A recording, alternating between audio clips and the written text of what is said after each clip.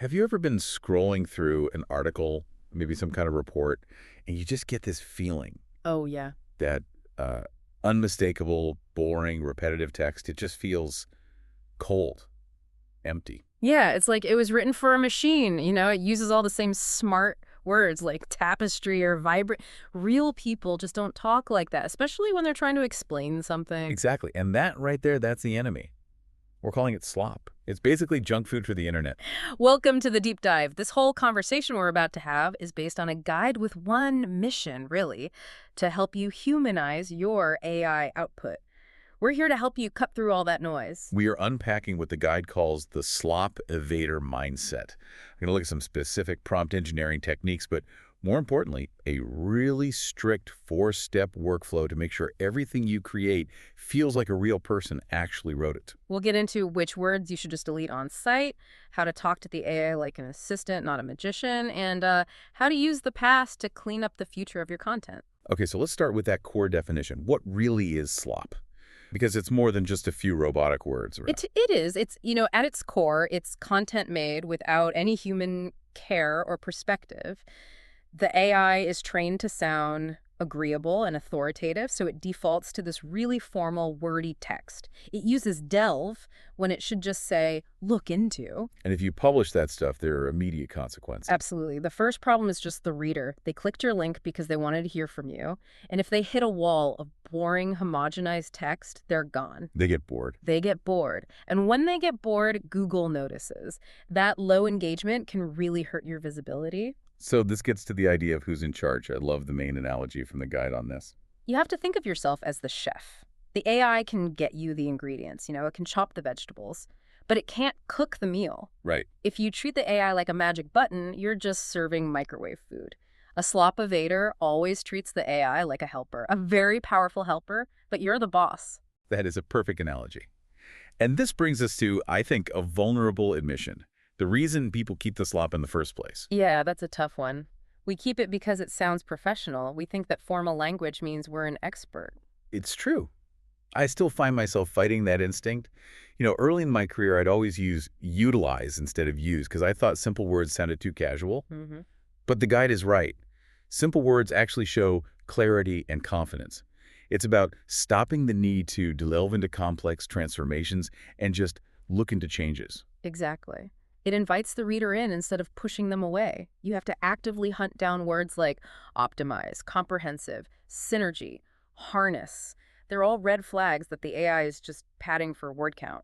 So if we really commit to this, to being the chef and cutting out all that filler, how does this directly affect my website's visibility and health? Slop hurts ranking because bored readers quickly click away. Okay, let's get into the mechanics.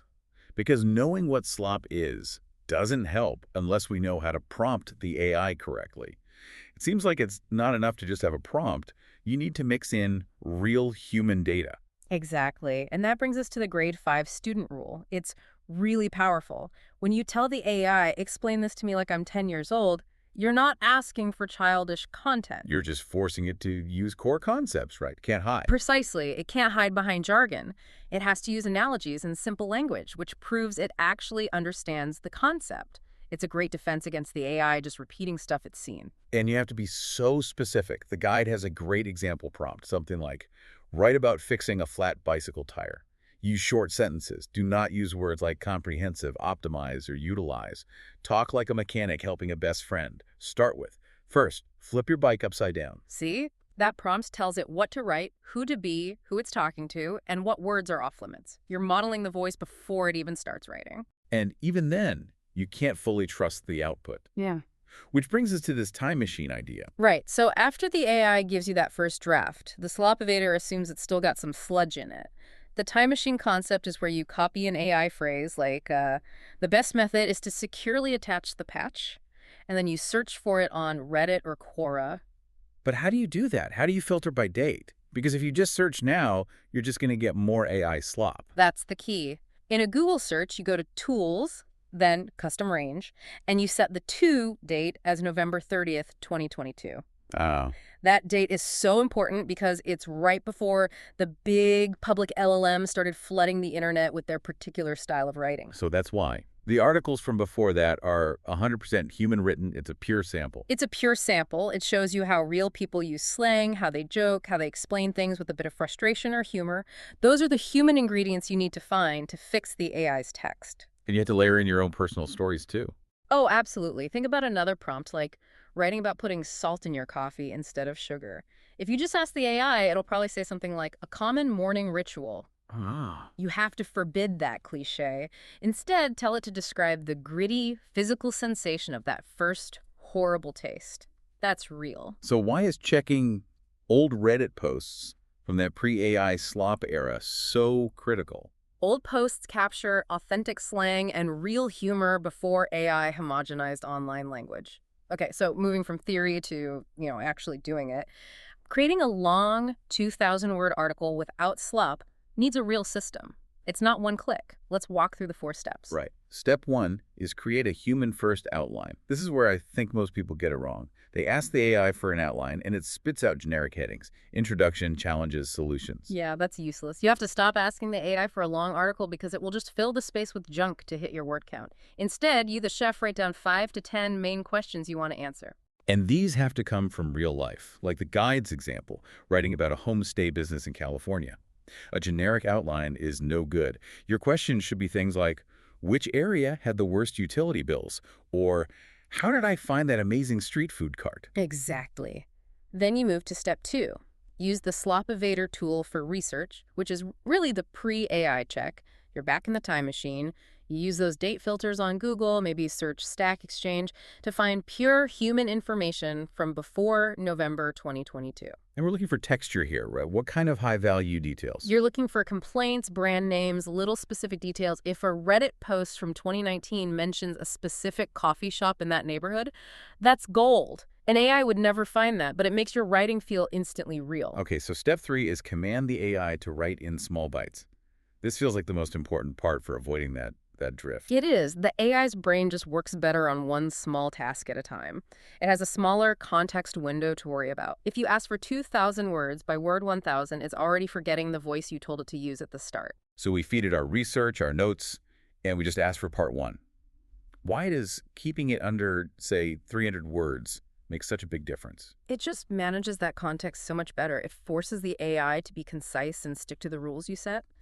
Your prompt should say, use I and you, be friendly, avoid words like tailored, and keep it under 300 words. Then you immediately review that chunk for any slop and fix it on the spot. And then finally, step 4, the human polish and bridge building. You've got all these perfect little sections. Now you have to glue them together. And you have to avoid the robotic glue. Exactly. You delete those cold transition words. Moreover, furthermore, and the absolute worst, in conclusion, they just sound like a machine. Instead, you use human bridges, things that sound like you're actually talking to the reader. But here's the catch. Or another thing I noticed was... Yeah, or, so what does this actually mean for you? Right. And the final test is to read the whole thing out loud. If you stumble, if you feel bored reading your own work, there's still flop in there. Fix it. So what's the ultimate risk of just asking the AI for the full 2,000 words at once? Asking for too much length at once makes the AI fill the space with empty, low-value slop. Even with a perfect workflow, there are still some common traps people fall into. Things that can make your writing actually seem unprofessional or shallow. The first trap is confusing simple with lazy. Simple writing is about taking a really hard idea and making it easy to understand. It's not about deleting the idea itself. Right. You still have to do deep research. You still need to read the expert blogs. But you use simple metaphors to explain the how and the why. So instead of saying AI optimizes complex workflows, you say something like, AI is like a very fast assistant. It handles boring stuff, so you get 2 extra hours to grab coffee with friends. The value is clear. Trap number 2 is forgetting to use I and you. We default to that passive language, right? It is believed that, or reports show. It sounds like a dusty old textbook. You have to be confident. Use I to share your own experience and you to talk directly to the reader. When I write about tech, I always say, I tried this setup and I found that you might see an error here. Let me show you how to fix it. That makes the reader feel like you're right there with them. I still wrestle with prompt drift myself. Just keeping that consistent voice across a long piece. It's hard. It takes constant work. And that leads to trap 3, being too afraid of technical words. In some topics, crypto, AI, engineering, you can't avoid them. So you keep the technical term, but you define it right away. Precisely. You keep the term, but you add a simple explanation immediately after it. For example, we used a large language model, or LLM, which is basically a statistical parrot trained on huge amounts of text. You show you're an expert, but you don't leave anyone behind. Whoa. Imagine scaling this kind of deep human analysis across a huge project like a whole book or a thesis, injecting that much real-world value into every single chapter. That's powerful. It's all about proving your expertise through action. Don't just say automation saves time, tell the story. I used to spend 2 hours cleaning data every Tuesday. Now I press one button. I use that time to go for a walk. You have to describe the actual buttons you click. That proves you know what you're talking about. And at the end of the day, that simple, helpful content is what Google wants to see. People stay on the page longer, and that helps you rank higher. So for specialized articles, should I completely remove all technical jargon to achieve this Slop Evader style? Keep necessary jargon, but immediately follow it with a plain English definition. Okay, let's summarize the big ideas for you, the listener, who's ready to start this journey. I think there are 3 main takeaways. First, just keep it simple. That grade 5 student rule is your North Star. If a 10-year-old can't understand the sentence, it's too complicated. Delete the scary words. Second, tell your own stories. The AI has all the facts, but you're the only one with your life experiences. The frustration with the utility bill, the joy of finding a great coffee shop, those details build trust. And third, follow the process. Don't ask for 2,000 words. Use the 4-step workflow, and always remember the time machine. Ground your writing in real pre-AI human language. And the final piece of advice is, don't be afraid to make mistakes. Every time you find a robotic sentence and fix it, that's a win. The reader can feel that effort. At the end of the day, AI is just a tool, a powerful one, sure, but the heart of the story has to be yours.